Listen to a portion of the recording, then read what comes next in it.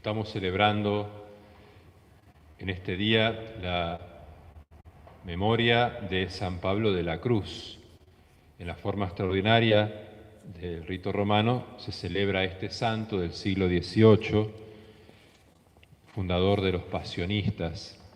En la forma ordinaria se recuerda a San Luis María Griñón de Montfort, el santo que nos ha guiado en la devoción a la Santísima Virgen, sobre todo a través de la consagración a Jesús por María.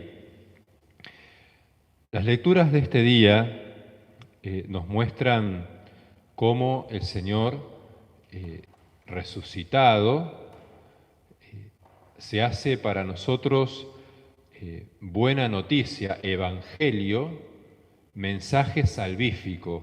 O sea, Jesús ya después de los misterios pascuales hace de esos acontecimientos salvíficos, de lo ocurrido el Viernes Santo, el sábado, el domingo, la gran noticia, el gran mensaje de salvación, el Evangelio. El reino de Dios está cerca de vosotros, dice, y nos envía a predicar. San Pablo, en la primera carta a los Corintios que hemos escuchado, ya después de haber tenido la experiencia con Jesús resucitado, se dedica a predicar justamente este mensaje de salvación. Y habla de la cruz como si hubiese estado presente, y en realidad no estuvo presente. Pero justamente porque se compenetró tanto con los sentimientos de Cristo, que recorrió los grandes misterios salvíficos. O sea, justamente como una garantía de que uno está realmente en un camino de vida, de salvación, realmente creciendo en santidad, es que se tiene que notar que uno está siguiendo a Jesús por los mismos caminos por los que Él transitó. Y San Pablo se hizo como niño, tuvo que ir al sacerdote que le enseñe, que lo bautice, que lo introduzca en los misterios de la fe. Va recorriendo todas las etapas, ¿no?, de la vida de Cristo.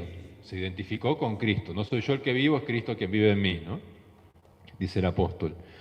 Y acá nos muestra que un momento crucial de ese crecimiento en santidad de vida está en identificarse con Jesús en su sagrada pasión, porque allí se aprenden las categorías que deben guiar nuestra vida.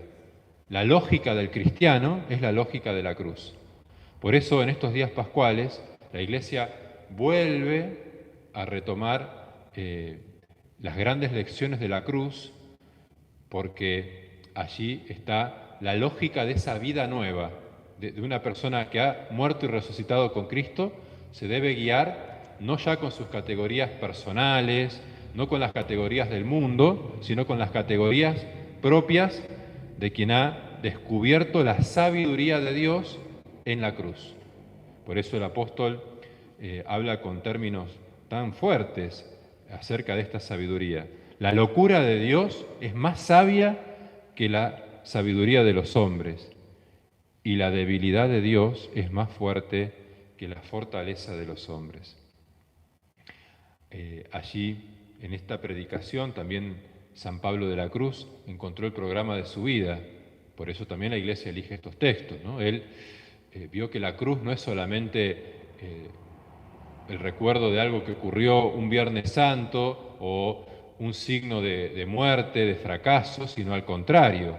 O sea, es la gran sabiduría de Dios, el gran mensaje de salvación.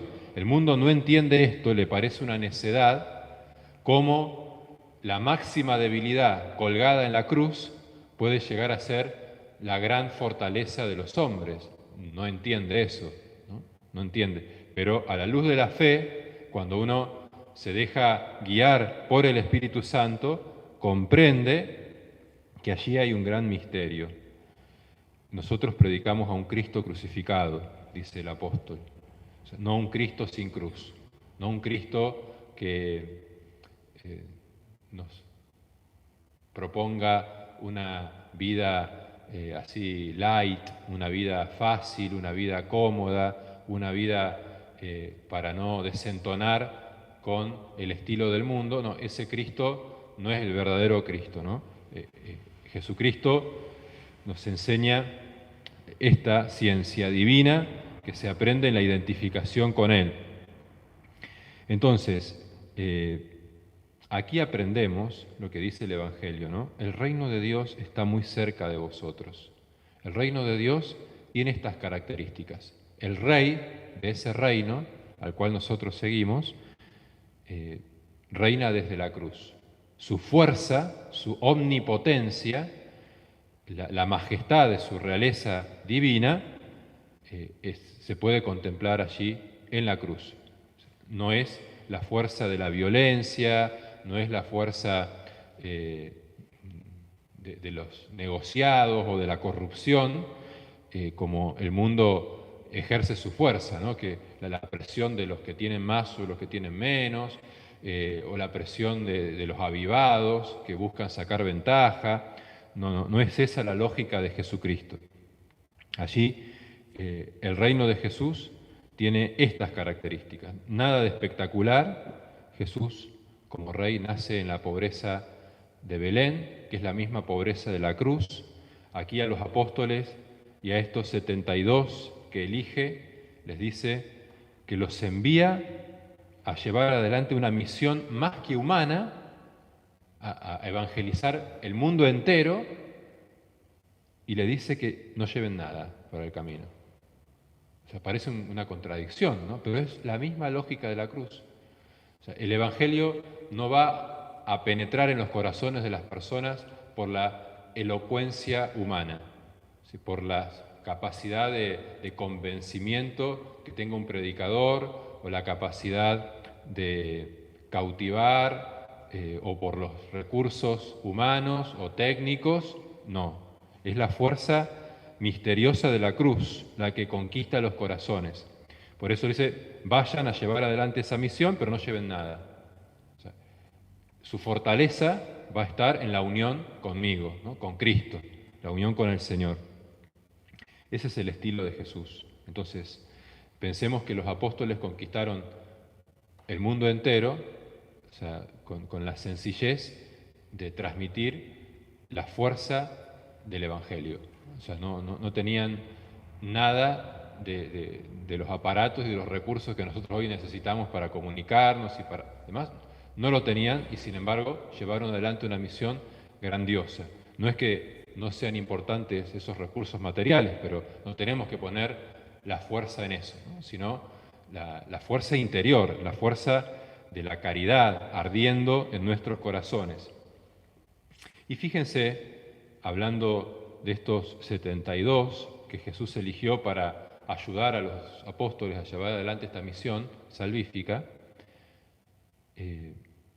y otros más que hacen falta, porque dice que hay que seguir rezando, porque la cosecha es abundante y no alcanzan. Ni esos 72, ni los 12, hacen falta más, dice, ¿no? La cosecha es abundante, los trabajadores son escasos. Esto lo dice Jesús hace más de 2000 años, ¿no? O sea, es la misma situación en la que nos encontramos hoy. Pero también es el mismo Jesús el que sigue eligiendo. A nosotros se nos ha llamado personalmente Jesucristo para estar consagrados a Él. Y Jesús sigue llamando, y hace falta también que nosotros nos dispongamos para ser instrumentos de ese llamado. Pensemos todos, los consagrados, los laicos, los que están en sus hogares, viviendo la misa o rezando desde sus casas, pueden ser instrumentos para que Jesús siga llamando a otras personas, consagrados y laicos, que se sumen a esa misión salvífica. Jesús, en primer lugar, dice, rogad.